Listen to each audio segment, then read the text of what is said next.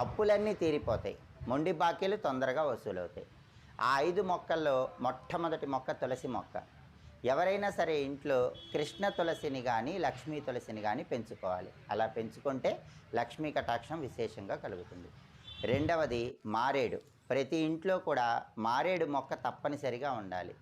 ఏ ఇంటి ఆవరణలో అయితే మారేడు మొక్క పెంచుతూ ప్రతి శుక్రవారము కూడా మారేడు మొక్క దగ్గర దీపం పెట్టి శ్రీ వృక్షాయై శ్రీనివాసాయై నమః అని 11 సార్లు చదువుకుంటారో ఆ ఇంట్లో లక్ష్మీదేవి గల్లు గల్లుమని నాట్యం చేస్తుంది.